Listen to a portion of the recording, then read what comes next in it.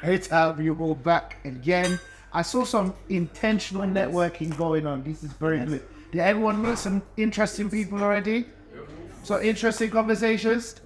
Good, you can follow up with this later on, no problem. So, one of the reasons why we decided to do a panel now is because it was kind of important for us to really understand how our network has grown and how we can not just take it for ourselves, but be people who have experiences that we are aware of, that have had very kind of varied expertise within the industry. And so we assembled our own Avengers, and we are not like Marvel. We don't recycle superheroes like they've done recently, where someone's dead in one part of the universe and then in another part they reappear. Don't see how that works. That's going to be very confusing. I saw people crying on Instagram saying, it doesn't make sense. But we're not recycling anyway. If you don't know that Marvel joke, I feel sorry for you. But be a geek. But now, everyone here is really dear and important to us.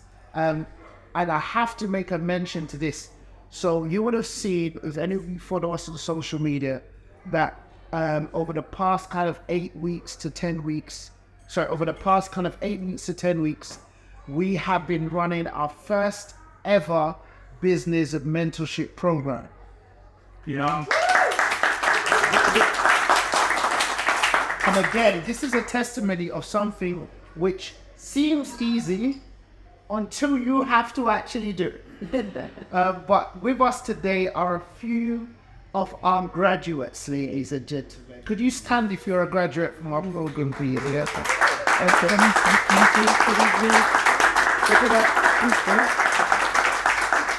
Very, very proud men. What I love about this, you can sit down now, don't you? What I love about this is the fact that these guys trusted us. That's the key thing. They trusted us to guide them through a very important stage for each of their individual businesses. And as a result, we tried to pick on a couple, and one especially who really shone and highlighted her skill sets here, and that is Miss Lois. I'm lovely Cedric. I would say Platt. Lois Braven Platt. Lois Braven Platt, who is the founder of Shorties. And I'm going to give her a chance to tell you a little bit about Shorties and so on moving forward.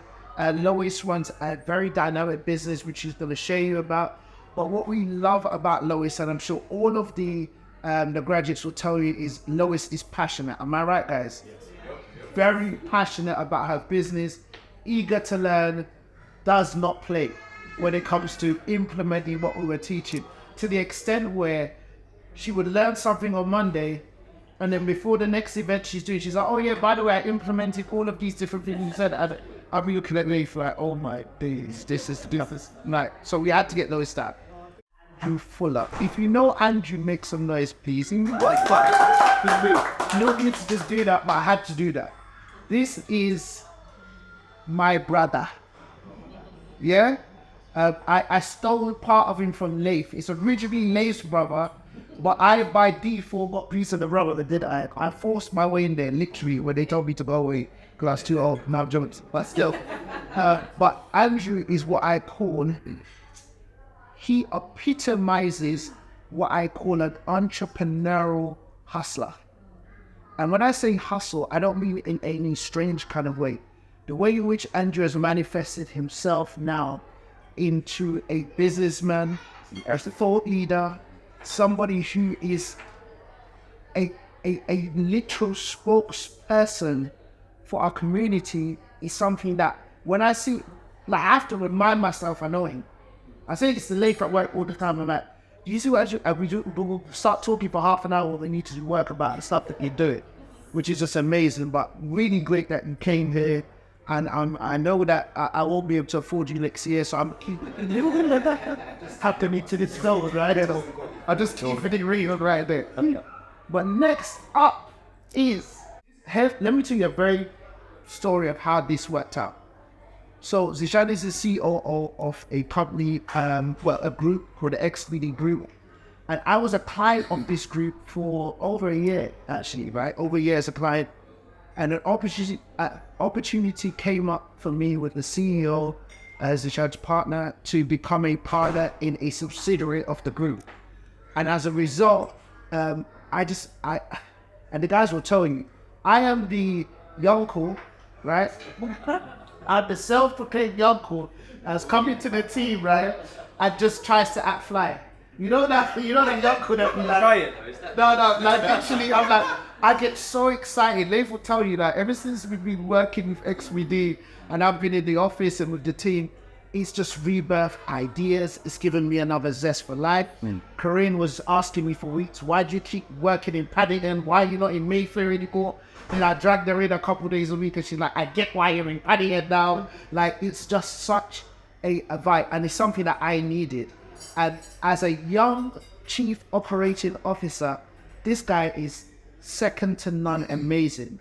Like, just his level of expertise, but not just that, his temperament in dealing with a number of critical situations for us as a group is amazing. So I'm going to let him do the intro in there, but please make a round of applause for So I'm gonna give them 2 minutes to just say a couple of sentences about what they do currently now, a bit about their backgrounds, and then I have some key questions that we're gonna ask them about their experiences and how it relates to what we're doing today. Find your customer. How important was that, and what kind of things did you have to do in order to make that work? Yeah, I guess I'm in a pretty unique space of having a varied view on things. So barbershop, for example, it's in a location where there isn't a barbershop for a mile radius. So finding customers for something that everybody needs a haircut is very straightforward. I don't have to do a lot of marketing for that. It almost speaks for itself in terms of a business and a service that we're offering. On the flip side, with something like Xbase and what we do, it's very, very targeted in terms of the sorts of people that we're working with, large institutions, corporate companies that are wanting to move millions of pounds all around the world. Now, for a business like that, it's profiling your customers, understanding what it is your customer wants, the sorts of customers that you're going to have. So for us, it's all about institutional customers, corporates, and how we're going to service those. So we spent a lot of time profiling our customers, segmenting our customer base to understand this is our customer profile. We know we're going to be targeting, companies that are multinational, that have international standing, that need to move money through various jurisdictions. And we were able to identify that and create those profiles and then look at our customer base on how we're going to apply those profiles to what we have and deliver against those target audiences. So it's varying experience, and I think it all boils down to what your business is. One of my businesses, we're an international payments company, so we look at things on a completely different scale versus the average Joe that's coming to get a haircut in East London where my barbershop is. So it really depends on your vertical, what business that you're operating in. Identifying that core target market and focusing on that, making sure your customer profiles are accurate, and then segmenting your client base to fit those profiles, and how you then go on to target those segmented profiles. So for example, you're not going to start marketing on TikTok to corporates and institutions that want to move millions of pounds around the globe, right? Versus I know that TikTok's going to work really well for my barbershop clients that want to see someone that can sit in a chair and get a good haircut. So it really varies and depends on what your business is, where your focus is, and then making sure that you're applying the right methodology and processes to target that market ultimately. Brilliant. Thank you very much. I'm going to hop to Lois at this time because I know that in the mentorship program, this was a subject that you really wanted to focus on, was about creating user personas. And you are very focused. You deal with female filmmakers. So how do you identify, and how did you reach out to, and how did the program help you to identify the right kind of people that you should be targeting? Well, initially, I am my target audience. So it's the reason why Shorties was born is because working in the industry is amazing. It's the not working that's really tricky. And I found that so hard. So creating that community was actually quite a selfish thing. I actually wanted to be surrounded as well by female creatives so that we could support one another. So in that way, I knew my persona. But what was interesting for me was, which I learned, was the other platforms to reach out on. And during the course, I started up a TikTok, and throughout listening to you guys, I actually became much more front facing in the business, and I started doing lots more chats to Cam, and like I did kind of think it would be a bit self-indulgent at the start before I came on with you guys, but actually having that face, it's really helped my outreach, because people get it, and the story is my own, and the story's real, and it's something to connect to. So I've got like 500 followers on Instagram, on TikTok, just since like we started, which is mental. I'm like, all these people know me. But yeah, it's that kind of, I am that person to connect with, which is great and really unique. Amazing. So Andrew, this one is more interesting for you because those who know you know how passionate you are about youth advocacy and teaching. So I think the biggest thing for me, and I say this because I know you, is that to see you for how many years, Leif, have we said that, yo, timing is so, you are an example of where timing works, where we don't understand how it works, because somebody can see the value in you and be telling you time and time again, you need to be doing this, you need to be doing that. But the way in which these last 12 months have aligned for you, anyone would think that there was a massive investment that came into place and you had a whole marketing team behind you and there was some strategic alignment. How did all of the previous years of when I call proven grounds of doing workshops after workshops through the church, through schools and everything, turn into hood lessons? How did you know and click with your target market to turn what from a vocation to a business? How did that happen? Yeah, so even though exactly what you said, that was the reason, I couldn't just jump in. I couldn't just say, I've been doing this for almost 20 years, so I'm just gonna now step in and start my business. Yeah. That upset me that I couldn't just do that. Even with the experience that I've got, you still need more. And I was blessed to have two mentors within the field. Prime example, one of the mentors was an executive head teacher, and the other mentor was a business consultant. And they said to me, if you give me 4 years of your life, you're not going to make no money, but I promise you, when we're finished with you, money will chase you. That's what they said to me. What do you think I said? Yes or no to that proposal? I said no. Thanks. Because at the time, I needed things. But luckily, these mentors saw what Fabian saw in me. They said, I'm not letting go. I'm not taking no for an answer. They said to me, you don't get it yet, but just trust me. Give us 4 years and we will show you how to navigate through this game. Long story short, Fabian, after the 4 years, right, they put me in a meeting with the director of education in a local authority. If you understand education, we're talking about big. There's no one higher. Then the next person that is only higher than that person, who is the head of children's services. My executive principal put me in a room like he cheated it. It wasn't my meeting.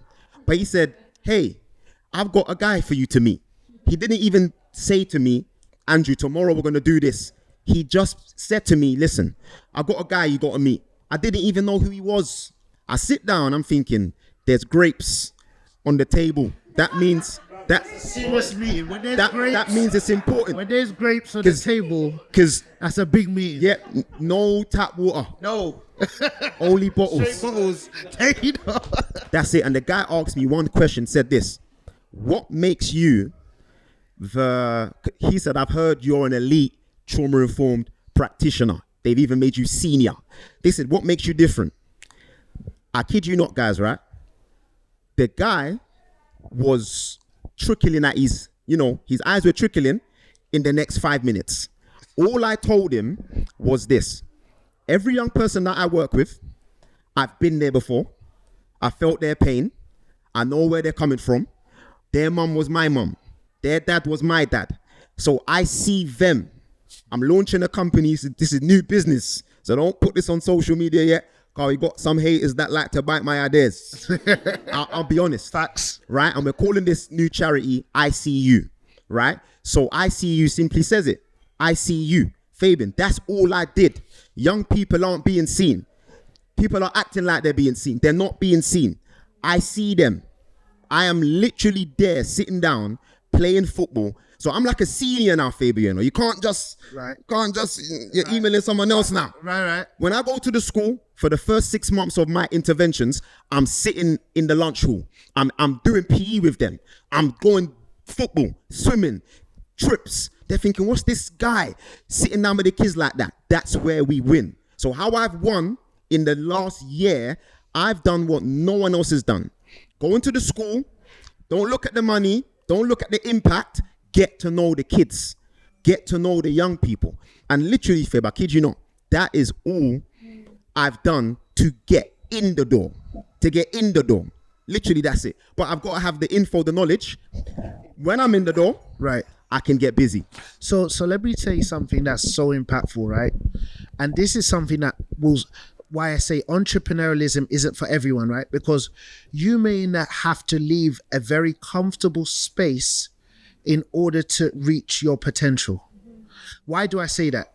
Before Andrew came into this, and what frustrates me and Leif heavily is Andrew's had 2 or 3 extremely successful business ideas and businesses which he has left to do this. One of which was, some people know about a fuller beard, right? Let me tell you something, right? This guy designed, manufactured, he realized there was a problem with beards. And not just beards, but beard growth and beard maintenance. And he studied for months ingredients and developed the best beard care cream I've ever used in my life, right? He bought all the equipment, he manufactured it. It got to a stage where you speak to Andrew at midnight, Andrew's out.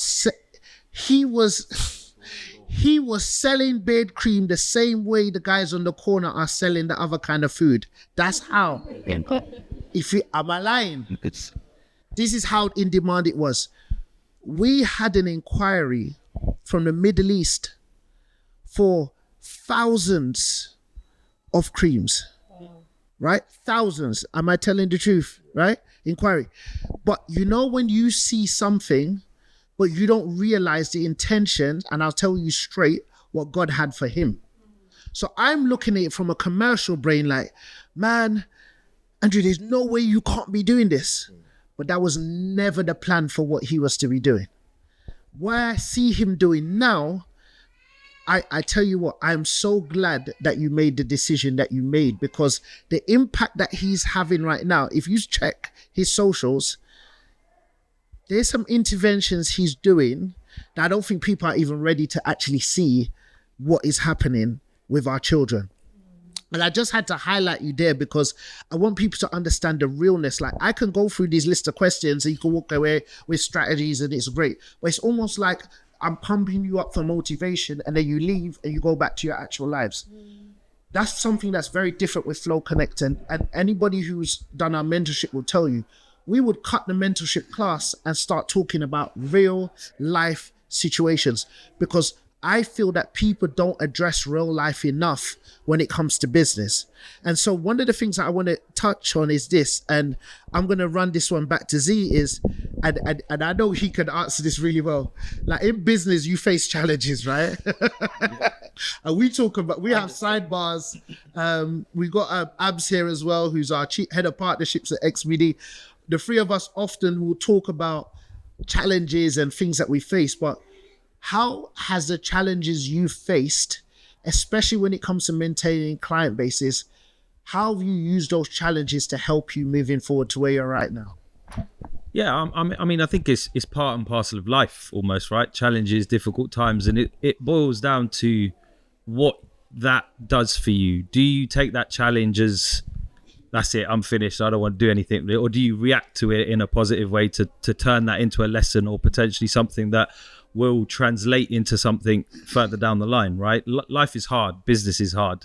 I failed at a number of businesses. One that I own at the moment is failing terribly. I'm still sat here on a panel talking to you guys. So it's not a case of failure is the end of anything. It's part of the journey. You have to fail. You learn so much through failure and not achieving what you set out to achieve, that sets you up properly for the next challenge and the next opportunity and the next goal. So I think it's definitely part and parcel of life. It's definitely part and parcel of business, as we know full well. Yes. And it all boils down for me how you react to it. It's not something that should define you. I was working on a business that I co-founded 6 years, life savings, and it doesn't exist anymore. That was just before COVID that ended. 4 years later, I'm in a position, I'm working with a new business and life is looking good again. So it really just boils down to your reflection on that difficult time, your understanding of why those challenges came about, how you overcome those challenges, and what you're going to do to prevent the same thing happening again. And I think that the points that you guys were making at the beginning about, everyone almost is an entrepreneur because life is a business is very, very true, right? It makes a lot of sense. You're going to fail at things in life as you do, and it's about how you overcome them. You can either let it be you and you can be a failure, which I don't think anyone really wants to do, or you use that as motivation. And the other point to that, it's not just motivation. Everyone will leave here thinking, oh, that was a great discussion, I'm going to get on the bandwagon tomorrow and get on with it. That motivation has to translate into discipline. And that is the most important key metric and switch that you have to make almost. Everyone can get motivated by hearing someone speak and talking about their journey and their experience in life. But what you actually need to dissect and take away from that is, how am I going to create that in my own life? And that comes with discipline. That motivation to actually initially give you the push, and then the discipline to carry that on and deliver and execute against, I think is quite key. I like that. So because of time, I'm going to get through some more questions, but Lois, this question is for you. How do you measure success in what you're doing, especially when it comes to marketing right now? So you create a series of events. Yeah. So how do you measure a successful event? Is it just the amount of people that turn up? Or what's the call to action from those events that you hope to happen next?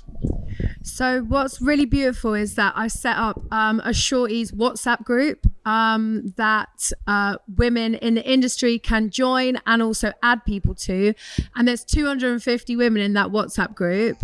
And that what success is to me is watching that WhatsApp group and watching discussions happen about the industry, people asking questions. Like, I have no intervention kind of now in that WhatsApp group, and that is a community that runs itself. And I guess success is, to me, the people that can be inspired to keep going and the connections that we can make. And when there's Shorties movies being made and I'm screening movies made by Shorties women that have met at Shorties events, that would be a really great cyclical, successful moment for me. And I got an agent actually as well through Shorties. So I now have somebody who's getting me brand partnerships from Shorties events. So this is really interesting for me. And Andrew, same question for you. Because of how very personal it is for you and the relationships you build, how do you balance between the vacation and the passion and the business side of what you're doing? So in what you do, I feel that sometimes you can become so passionate about it that sometimes passion often will allow you to just make certain leeways, like, oh no, they don't have the budget, but I really want to help this child, or something. Like, you have a family, you have responsibilities.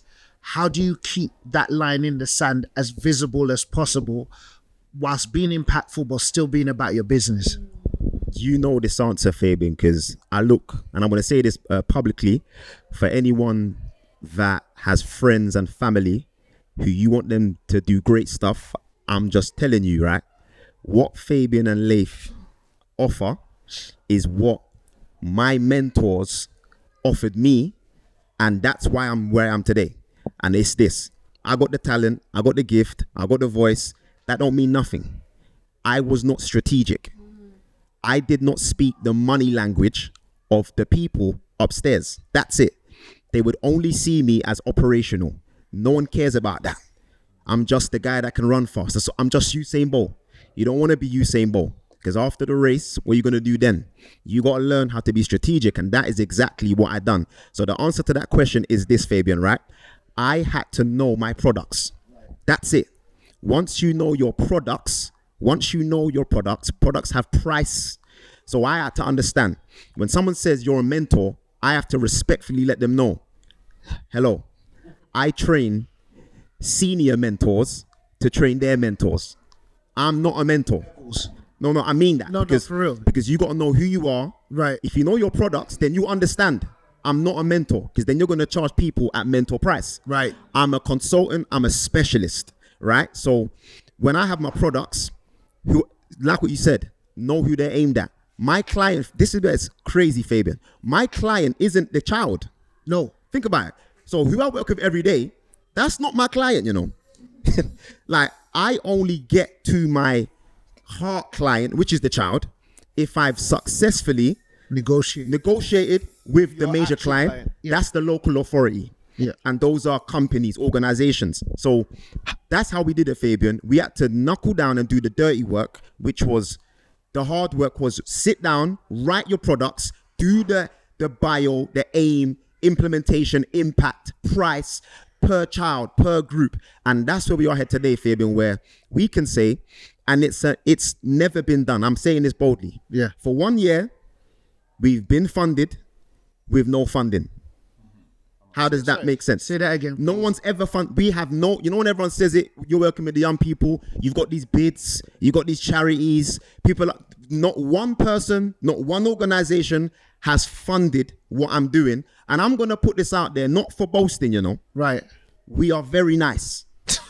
I'm just saying that. Just to let you know, yes, you don't have to do things the generic way to get to where you need to be. Yes. People look at me and they say to me, bro, have you written up your bid for violence reduction unit yet? Have you written up your bid? Because you're going to need to make sure your next year isn't. I've not done none of that. Right. But how we've got the funds to survive and to thrive is because we don't chase money. We chase the people. We chase the community. Once they see that I'm willing to do, I ain't doing it for free, you know, but I'm willing though to do it for free. They're seeing the passion over the fact that first conversation is my price. I don't talk price with no one. I tell you not. They say to me, I've got emails like this, whatever you charge. So I don't get emails of what's your price. I woo them first. And then I kid you not, one school said, whatever you're charging, we are paying. Yes. That's it. And that's what we do. And it's not because of some money grabbing. We love the people. Their plight is our plight. That's it. So see, what's so amazing with that is that one of the things that I fully believe, and it transformed my business, was moving away from money and focusing on value. Yeah. It had a complete change for our business. And I remember Leif and I would sit down and we're doing a bid, and Leif would go like, right, how much are we going to charge these people? And I say to him, forget it. I said, don't worry about what we charge them. We need to get in the door, because I promise you, once they see the amount of value that we deliver, we won't have to worry about anything else. I will tell you straight, the relationship that led to from being a client to being a junior partner within one of the XBD subsidiary companies was based on delivering value first. Yeah. I came into an organization where as a client is one thing, but trying to get into the C-suite, there are guys who've been there from the beginning, and you have to earn their trust and respect. So you have to, I said this later, for the first time in 10 years, I am somewhere where I am having to humble myself and learn what it is to be an executive again. And it's one of the greatest decisions I ever made, because iron sharpens iron. You know that Mr. Miyagi thing? I get into the office, it's wax on, wax off. Come on. These guys are 10 years younger than me. I'm sitting down learning and teaching, and everything I learn, it doesn't matter. Listen, in that office, I am my role. It doesn't matter that in our group we own a law firm. It doesn't matter in our group we own a restaurant. I only discuss that with a couple of members privately in those kind of things. Because what I'm learning, and this is the thing, say, we had this devotion, it says, when you know who you serve, you behave completely differently. So for me, and let me just tell you just personally, what changed for me is that I realize that I serve the creator that made me. When I realize I serve the creator that made me, ego disappears. If this is my CEO, he will annoy me or he will piss me off one day. Sorry for the language, but just to be clear, sorry, he will annoy me. There's little ears here. And my emotional side of me as a human will react to that annoyance. But when I realize who I serve, I don't worry about him being annoyed because I'm human too. But I hold a higher responsibility. Now listen, let me explain something to you. Everybody has their own viewpoint on life. What I'm saying to you is that you need to know who you belong to and why you do what you do. For some of you, it'll be your families. Some of you be wives. Some of you be children. Some of you are looking after your parents and you are their dependents. Some of you are the only people earning in your families. So that's what motivates you in what you're doing. But you have to know why you are doing. And the reason why I say you have to focus on value is because currencies change. Wow. Those big balls. 8 years ago, when I first went to Nigeria, the exchange rate was approximately 600 naira to the pound. Today, the exchange rate is 2,000 naira to the pound. Wow. Currencies change. Value doesn't. So when you're talking to a client about value, it's very hard for them to discount your value without blatantly compromising you as an individual. So always list your value first. Because if I list my value first and someone says to me, oh, well, can you provide a discount? I said, I really wouldn't want to provide a discount in value to you. Never. Somebody said this. Who was it that said this to me today? Abs gave an example of a high net worth client that he knows. Such a powerful example. And he says that this guy he's a billionaire, effectively, right? And he says that every day people pitch to him for services. So can I get this contract? Can I get this contract? Can I get that? And he says, for a joke, he will say to the person who's pitched to him, is there any wiggle room in the invoice, in the deal? Is there any wiggle room? And he says, anybody that comes to him and says, we could discount it 10%, immediately he has no trust in the individual. Wow. That makes sense. Why you discount yourself? How have you overinflated your price? Right. You're not giving me true value. You lied. So you told on yourself. And people will realize they lose bids without realizing. Some people are so desperate that they've fluctuated pricing and then they just get exposed. He goes, but if the client says, I have 2 or 3%, he says, okay, I get that. Because that's a respectable, I can understand that margin on value. I can't understand an immediate 10% drop on value because is my true value then 30% discount or 50% of what you're offering? So you have to really understand the importance of value. And in each of these businesses, let me give you an example. I don't want to talk to things, but at XBD, there was a major acquisition we were going for, which fell through in the past 2 weeks, right? And I mean, business development is my section within the business. I was upset because I had clients that were going to be going with this partner. Z had been working on the compliance for this deal for like 9 weeks. About 9 weeks, right? Like, I would be running meetings in the evening and Z's there, he and I are late, Abs is late, we're going through, with the client is saying this, that. And I went away to Nigeria, came back and I was like, yo guys, what's going on? Z messages me, he goes, bro, I'll tell you face to face. You know when someone says, I'll tell you face to face, they don't even want to message it. But on Wednesdays, funnily enough, today we have our weekly stand-up where everyone has to declare what you're doing, what you're working on. And I promise you, even though 8 weeks, money, time was deployed on bringing on this partner, it took 30 seconds for us to get over them. And what I mean by that is that you have to put yourself in a position where disappointments cannot weigh you down. That's right. Yeah. You cannot, some of us are anchored to disappointments that happened 2, 5, 10 years ago. And there is no one on this earth I know that can go back 5 seconds from the time right now. That's right. It's done. Nobody. Massive point. Some people are living in the past.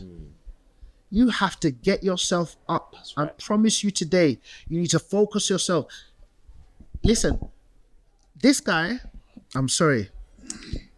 How many times in the Shard did we sit down and break bread over disappointments? Yeah.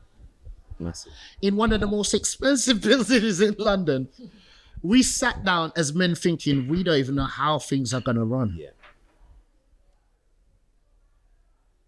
But what I can tell you now is that when I hear what's happening today, the reason we put this panel together, my last question for you all is this.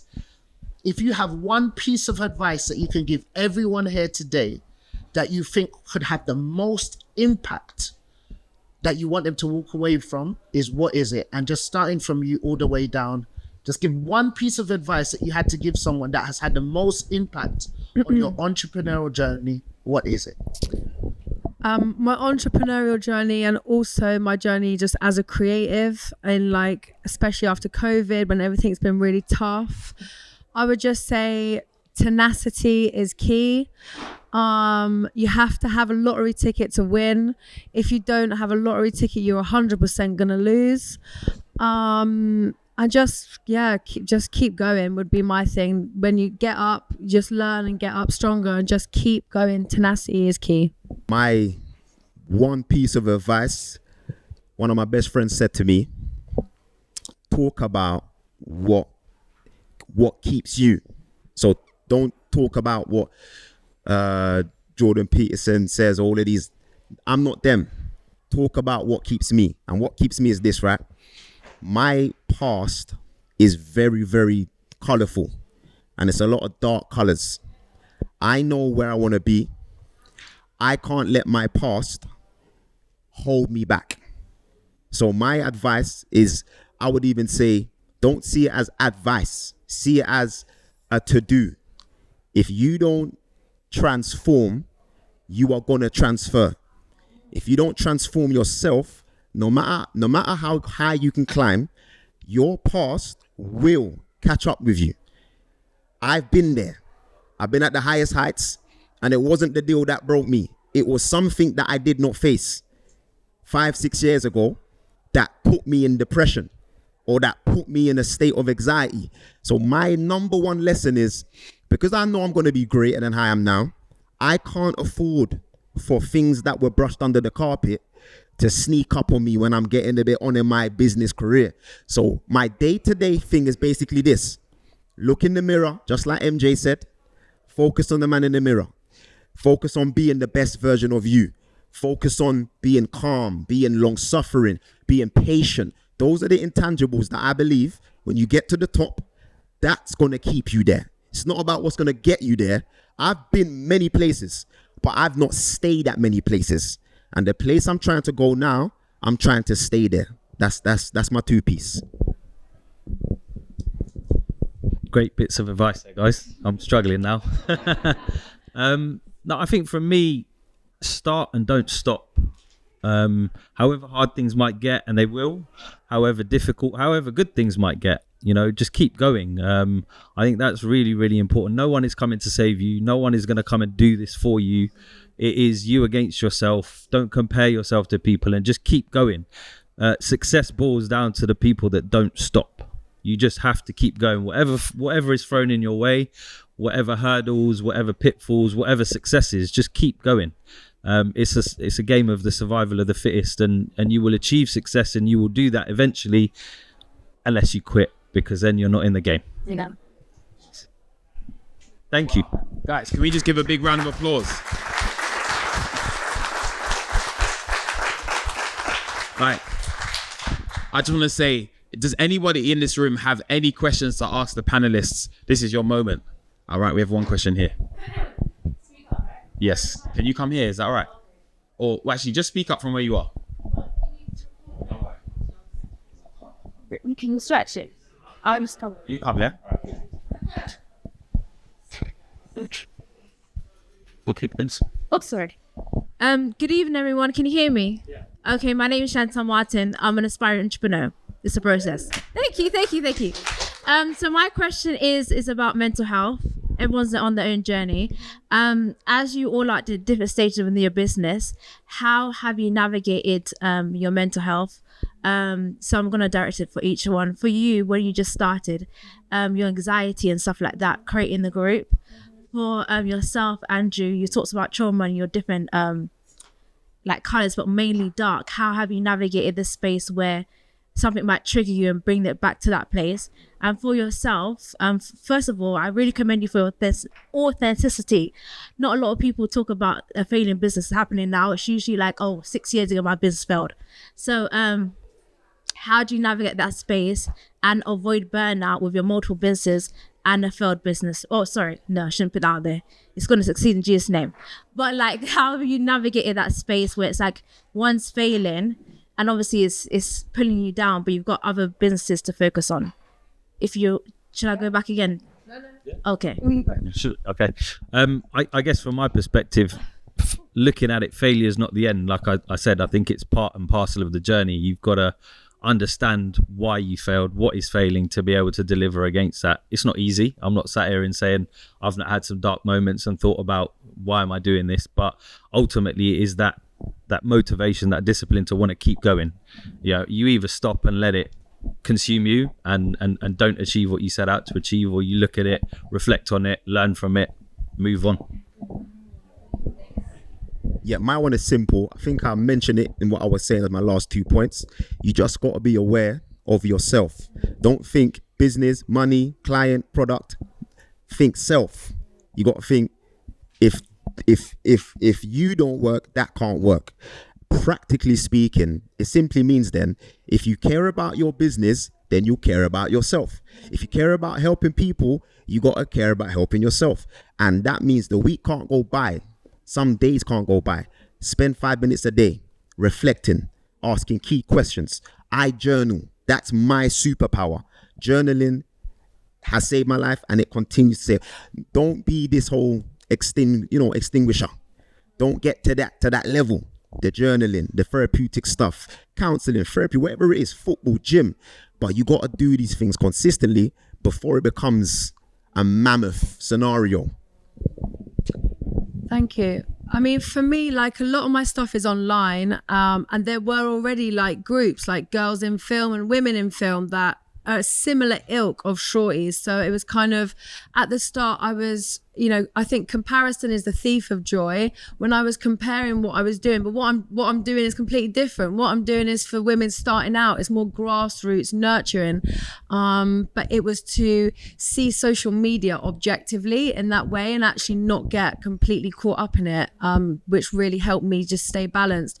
And also when I'm hosting events and being confident, and that idea of confidence can be really hard, especially if anxiety comes in and you're just like, just that little niggling like thought in the back of your mind. But actually, I really truly believe that every single one of us is confident, and the thing that gets in our way is like the mess in between, the stuff that maybe happens or that's happened to you in your life so far that actually needs that spring cleaning, because everybody has that confidence in them.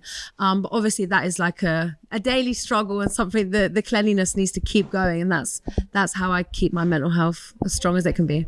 Thank you so much. Is there another question in this room by anyone? Yes, Curtis, come bro. Yeah. Yeah, just how do you do discipline, consistency? What's your personal journey on that to getting this far? Discipline's hard to come by. Let's be honest. For me, I think to-do lists work really well. I've got a daily one that I make sure that I check in to make sure that I'm delivering on things that I know that I have to do. But for me, I think it boils down to what I was saying before. My motivation translated into to discipline, and I think that's what is key. I know what I wanted to achieve. I know that I wanted to, own multiple businesses and do wonderful things, and it's about having that as a goal and always working towards that. And for me, discipline comes with that, the motivation to want to succeed, but then knowing that I need to do certain things in a day to be able to achieve that. So for me, it's just a daily reminder, daily to-do list, checking in with myself and making sure that I am still on that path, still on that journey. There's the shorter term to-do lists, every day sort of stuff, and then there's the longer term planning to know that I'm working towards an objective and a goal is how I stay disciplined. Yeah, very quickly, just practically, I'm not going to say like I formulated this plan, but one thing I did, Curtis, right, is, we work in similar fields, right? The young people that we don't check in with, they could be gone tomorrow. I've actually had that scenario twice. It wasn't my fault, but because I work with them, I take on that pain. So I need something that can keep me grounded and disciplined, regardless of the height of the scenario. So even if it's a low level client or the issue's not that deep, I've got to still be in my P's and Q's. So how do I stay in my P's and Q's? Once a week, I spend 1 hour, Curtis, researching in my field. That helps me not to see the madness and normalize it. So in my field, it's easy to just see it as a day job. It's just young people, gangs, murder, killing. That's what the world is going through. So I spend an hour a week grounding myself, reminding myself about the seriousness of the work I'm doing. A week can't go by without me engrossing myself in my field, reminding myself why I do this. My clients who have lost loved ones, schools who are failing. And that's what keeps me from not seeing the calamity of our people as our young people in schools, colleges, wherever it is, prisons. That helps me not to see it as just normal. Once I see it as normal, it's just going to be the money, Fabian. Like, I've just got a client. I don't even care what Billy's saying. Billy's talking about his pain. I don't care about that, Billy. Just make sure, I'm going to be invoice focused. That's it. Just make sure you run me the change. But we can't live like that. Literally. Yes. I mean, I am quite a chaotic person because I'm neurodiverse. I have ADHD and dyslexia, so this is something I actually really do struggle with. I am running my business on a level that I can keep up with, and a lot of my social media and my posts is super organic. But after doing your guys' course, and as my team grows, things have to be put in place in order for there to be structure. So I am going to start doing content days where I do content and then schedule out the content, but by a bot or an online program. And that would also take the stress off. But I'm going to have to let you know how that goes. Thank you so much. I think in regards to discipline, one of the key things, has anyone in this room ever heard of time blocking? Time blocking, yeah? So you just observe your calendar and you block times in your calendar for specific things. And if there's ever any form of repetition to your week, such as a content day, then you plug that into your calendar and you make it non-negotiable time. So my wife is here, so I can't even lie to you guys. One of the key things that I'm trying to make non-negotiable time is date night. All right? So and that has to be done. But the point I'm making there is that if I make that non-negotiable time, to Andrew's point, you got to focus on self. Another thing that's very important is that if home is right, the business is tight. You hear me, everyone? If home is right, the business is tight.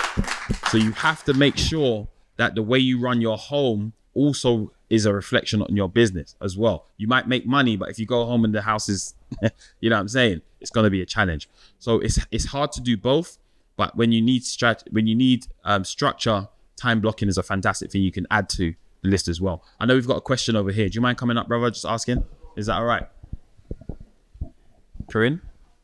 Is she there? I'll wait your time. Just introduce yourself, brother. Yeah, no problem. Yeah, my name's Huey Rose. I'm from a company called Aga Tours.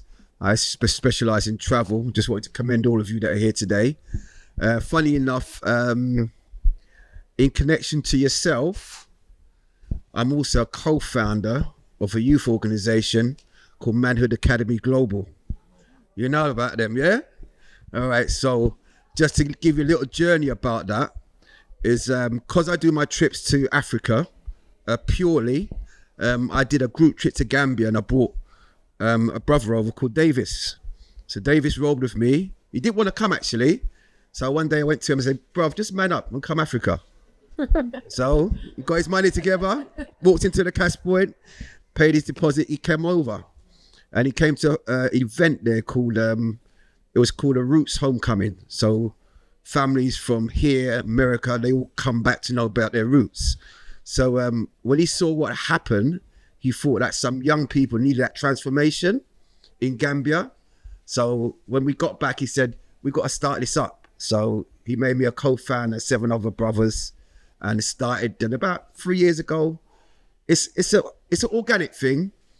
We never got no money. It was all volunteers. We started 2016, and got a little room from the government, Hackney. Said, all right, if you give us, we'll give you this space, but take on 5 customers a year. So we got the space and stuff like that. Long story short, 2018, we took 15 young men to Gambia. Wow. Without any funding, no money from government. Because I actually told them when we got started, I said that, listen, I'm not going to the white man for no money. So if that's what you're going to be doing, I'm jetting out of it. They said, all right, we're not going to go. So for 4 years, boom, we raised the money ourselves out of our own pockets, the parents and stuff like that, a little fundraising. So now, I think last year, they said, all right, let's just get a charitable status. So last year now they got a charitable number, but I'm still against all that type of stuff anyway. I think we should be self-funding anything to do with our people and for our youth especially. So what you're saying touched me because that's the organization I'm part of. But yeah, thank you very much. Do you have a question? Yeah, I do.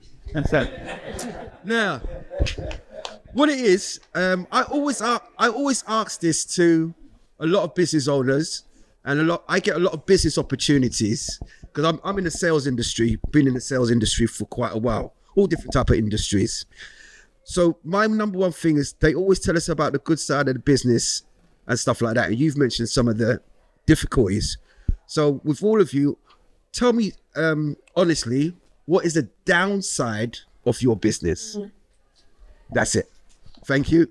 That's the one up here. I guess I'll start just because I've got the mic. The downside is it can be quite lonely when you're like running it on your own and you don't have people to bounce stuff off, and you know you're you're the head of it. But yeah, I guess that sucks a little bit when it's a bit lonely. Yeah, there's 2 downsides. Leif, you know my thing already. I'm an honest person, man. There's 2 downsides. The more positive downside is it's so hard, Fabian, and I think you're going to relate to this. It's so hard knowing you need more of you. But I'm not bending. It's not just, if you want to be a mentor, no, it doesn't work like that. I've had 10 people one day email me, I'm doing this, I'm doing that, I want to work with your company, and I'll say to them, there's 6 months training. You're not going to get me back. No response. No response. No one wants to know when it looks like wax on, wax off. Nobody wants to do wax on, wax off. But I had to do it though. So you must work for my company when I had to do what come on. That's number 1. Number 2 is, I'll be real, Fabe, I gotta say it. Say it. Talk the change. The one thing I hate about this thing, when you start getting a bit of legs in anything you're doing, haters. I'm not a person. I love, keep them, what I say, silence them out. Sometimes I don't like to I have to tell them.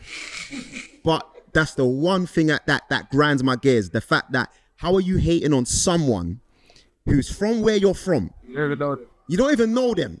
They're just trying. You don't know what they're doing or they're doing for. And crabs in a bucket mentality. I hate it. It's bad. You know what I mean? It forces you to isolate yourself and think, you know what? I'm not even going to be around people no more because people can't see you win. Do you know what I mean? So you got to watch out for that too. But I know big man's gonna give us some big ones. These ones. I think I've got a couple as well, to be honest with you. I think it is all consuming. And I mean that from a perspective of when you start a business, you treat it like a child. So all of your time that you spend on it, even when you're not working, your mind is still ticking over. The consumption of, you live and breathe every element of your business, and that's difficult. It's not easy. And I think the other thing is, it's hard. Like, bottom line is, running a business, being an entrepreneur is hard. It's as simple as it is for me to say that. It's not easy. It's not for the faint-hearted. And you sometimes come to these events and you listen to entrepreneurs talk about this amazing flashy life and all of this. It's not like that at all. Initially, especially, like, it's a grind. I've been grinding for years and I'm still not halfway to where I want to be, and it's hard. As simple as that. It is really, really hard. Not to put a downer on and end on that, but yeah. Can I say something? Or just with this bit, and then I will go on to that. Just you touched something there. I had this deep conversation one day with my wife, right? And my argument was, and the crazy thing, my daughter's here, so she know it. My argument was, I don't think my kids respect me. Well, That was my argument, because I was like, they don't talk to me the same way they talk to you. So, you said talk the things, yeah? I'll be real. I'll be real. I said, they don't talk to me the same way they talk to you. Like, I'd be talking to them, I said, they don't want to hear what I'm saying. Now, you have to understand, I was born in 1980. I'm from the generation where children really didn't have a say in home. They simply executed on instructions. So when you're born in that way, when you're growing up, you have a propensity to do that. My wife sat me down one day and she said, let me tell you something there, and you have to hear this. And she said, whenever she says, promise you won't get upset. Trust me, you're going to get upset. Right? It means it's serious, right? She says, can I tell you something honestly? She said, yeah. She goes, you know, everything you've done for the family, like you traveled, you've done everything. She goes, you do realize that in order for you to be able to do that, there had to be someone at home taking care of the kids. what's it? 5%. She's like, can I be honest with you? You ain't always been there. I'm not upset about it, That's real. but there is always a reaction to an action. That's what people don't understand about business. You ask any high net worth individual who's a parent, the one thing that hits them that they cannot buy back is a time with their children. 100%.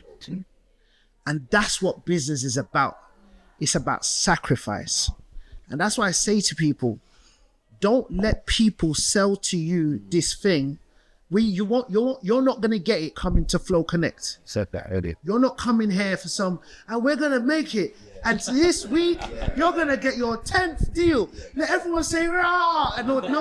I'm going to say, Wall Street. Right? No. Wait a second. You're an idiot. You drew that out of me. Why did you drew that out of me? No, but you're not going to get that here. I'm actually be happy for you to leave here and say, you know what, it's not for me. I need to focus on yourself limited. I've got credit card bills. My mortgage bounced last week. Let me allow this entrepreneur dream and let me fix my yard.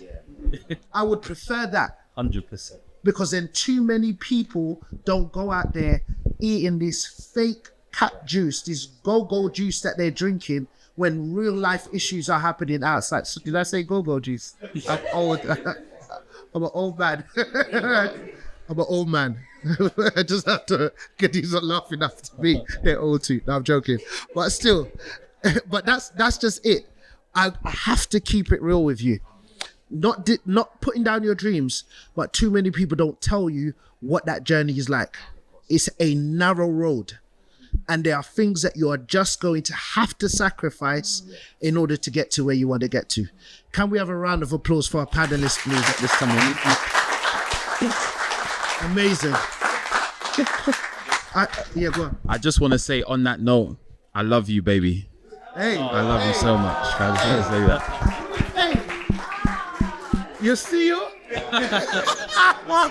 Oh, lovely. You know, he means it, you know. That's why we love Leif. Not just saying it. He's not just saying it, innit? I tell everyone this thing about Leif. It's the deadest joke that I say about Leif. I believe that in the end of time, Leif was always an angel on earth, but he never told no one. Am I lying? Anyone that doesn't like Leif, There's something wrong with them. You have the issue. simple.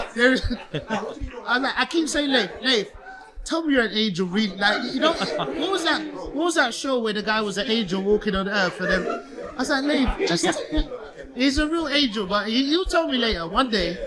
This is I'm about to leave this earth, Leif. Leif's gonna be like, I am an angel. Check it.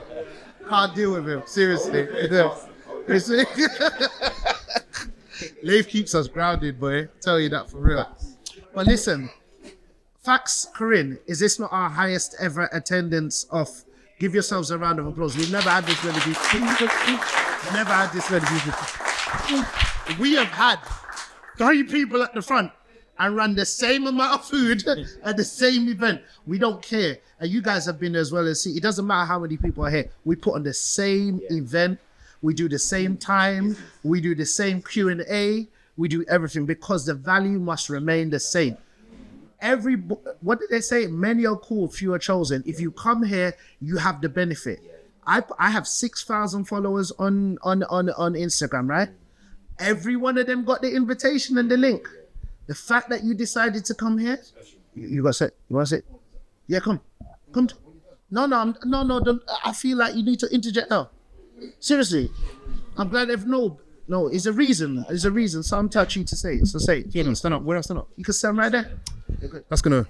All right. So I just want to say, my phone. I've been ticking away my phone because there's an event that I set up. Actually, I didn't set it up. Corinne set it up, and I think it's only right that we understand who she is, and I'm sure she's at the back end of all of this, right? She's standing at the back in black and white. I have to point her out because she's very quiet and that's what she does. So she set up. I've worked with her to set up the events that I'm running online, and she's done other bits and pieces for us. And it's important to know that for me, I know some tech, but there's a lot I don't know. And so I had to call someone to do the rest, and she's done it. So while I sleep, she's doing the work. And so it's sold out now. I'm just letting you know, just now, all right? So it is important. If I didn't come to something like this, I wouldn't have remembered that she's got those skills. There are things that, let me tell you something, my work, it doesn't allow me to think. And so I'm like, Corinne, can you help? And she's like, yeah. She's clicking her fingers. She's like, of course, that's nothing. I'm like, what do you mean? The thing just sold out just now. And she said to me, give it 4 weeks. It's sold off in 3 weeks. Wow. Yeah, and it's just to say, you can't do it by yourself. And the thing is, it was not me that did. Actually, she allowed me to sell out. That's the reality of it. I've got content, but like you said, content and skills, it don't mean nothing until you got structure. So I've got structure. There's someone at the back. If you are like, I need someone to do some back end stuff, which is absolutely necessary because I'm rubbish at that. You need to call someone that can do that. So I thank you lot for this because it got me there. And I said to you the last time I did an interview outside, I said, let's go there, innit? Might as well preach a sermon now, you know? Outside there, the last time I came, which was a couple months ago, about 2 or so, I said, the next time I come back, I'll have my thing running. I didn't believe it. I was just saying it for the camera to say, come on, Curtis, take accountability. Things sold out just as I was sitting there. So thank you. You need to, you do need to connect. She's at the back, connect with her. If there's stuff that you want done that you are struggling with, because you know what it is? Self-belief. I will talk the talk and I will walk the walk, but I don't necessarily believe in myself, but I want to execute. And so I'm saying, grab hold of the person that can help you do that. You've got obviously Leif and so, but I have to shout out, you're too quiet, so I have to big you up a little bit. Thank you. Yeah, so okay, so yeah, I'm gonna do some shout outs afterwards, but I have to do a call to action. So behind our panelists right now is something which, you know, for time we were doing this event, we didn't really have a call to action at the end of it because our target clients were not necessarily the people who came to this event. Because we're very specific as to who it is we want in business. But Leif and I are so passionate about doing this thing and teaching. We created an online hub, which is called the Code Hub. And effectively, what it is we are creating a digital training program where these kind of talks and events and podcasts, what we do, we're going to put all of the information onto here. And as I said to you before, what we talk about is what we talk to our paying clients. So it's not diluted. And the other thing, which is really important with the Code Hub, before we were going to get people to pay for it. Now it's free. We said we are never going to charge for the Code Hub. So what we will do is that we will get corporate sponsors to help us to ensure that we keep this free. So it's a free resource. But the only way that we can get corporate sponsors is the amount of people that join it. So what I really want to encourage you to do is to take a snapshot, go to the link there, skool.com/the Code Hub /about. Please join it. Please register on there. It is a completely free resource. It will remain a free resource. And Leif and I, in the month of August moving forward, are dedicating time each month to record new content, new courses. We're also going to reach out to other industry experts as well to record content for us and donate content to us for the Code Hub, because we believe that if people have access to the information, they will make amazing changes in their life. All people want is information. There are things you would have learned here that you didn't know before, and no one's taken that time out to give you that information. So we want to do that. Leif, should I talk about the other thing? I can talk about it. He's had something about the Code Hub. Yes. And just say what's so brilliant about it is the accountability. Actually, you know, it's twice a week that you meet up. You have to you put that accountability on yourself. And you have to turn up, and also like you were saying, the information is out there, but it's how you receive it. I'm dyslexic. I don't like reading big long bits of information, searching the net through words and everything. But when I'm in a group setting, absorbing, like when you were speaking, Leif, and like the presentations, I just got so much out of it. And just a big thank you again. So what's so interesting is that and I have to finish now. I've been told by my boss, listen, I'll tell you this really quickly. So the mentorship program, which just happened, was they were our test. What do you call them? Our guinea pigs. Yeah, they were full guinea pigs. But what we learned from that was something really amazing happened to us in that space. So not only are we going to do further mentorship programs, but the hub will be the digital resource for you to where you can just access content, right? But what happened to us is that one of my mentors saw what we were doing, and he had asked me to help him create a business angel, because he wanted to invest in businesses. And we spent a long time, and this is when you talk about how not seeing the vision. We spent a long time trying to create this business angel for him based on what we anticipated, looking at other business angels, looking at crowdfunding places. We kept presenting, he kept saying, if you know him, you meet him one day, we're going to bring him here. He tells you so straight, it's scary. That's rubbish. You're shopping, like in love. Like he would just tell it. And Leif and I just got frustrated. And one day, I got so frustrated that I went to his house. We have breakfast meetings, and these breakfast meetings is a real Karate Kid Miyagi session. When I go in there, he beats any kind of pride I have out of me. I walk out of there just humble, just limping as I leave, right? But he loves hard. So I went in there and I said to him, he goes, what's going on with the business agent? I goes, I can't please you. I goes, we spent time, we've done data, we've done research, we've done everything. You're not doing, I cannot please you. He goes, and he started smiling like he's finally broke me. And now it makes him happy. What kind of person is this? Anyway, so he goes, you know what's really interesting? He goes, everything you're doing at the Code Hub is the business angel. I said, what do you mean? He goes, you speak to businesses. He goes, do you have 3 businesses that you potentially bring to me right now? I said, there's potential, but they're not ready yet. He goes, that's the right answer. He says, you know what? This is long.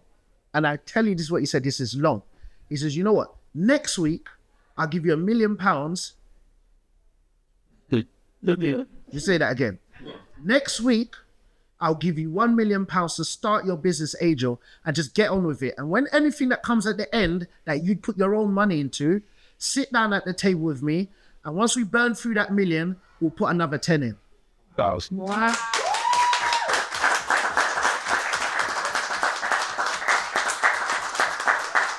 So, now when I tell you that, do you know what the caveat was? When you bring something, you would put your own money in. He is no fool. He slotted the insurance policy in there. Why did he slot in the insurance policy? Because we got a 20+ year relationship. I dare not bring anything that I wouldn't put my own money into. So that's his fail-safe. He knows me so well that by putting in that statement, there is no insurance policy that he can have to guarantee more than that statement. So what we did is we went away and we're planning. And what we're going to be doing is we're going to have a process which we will share with people if they want to know about, because our next mentorship program is going to be a short list of businesses that we would like to present forward for our business angel. So get this. This is the funnel. Join the hub. From the hub, do the courses, interact, communicate with us.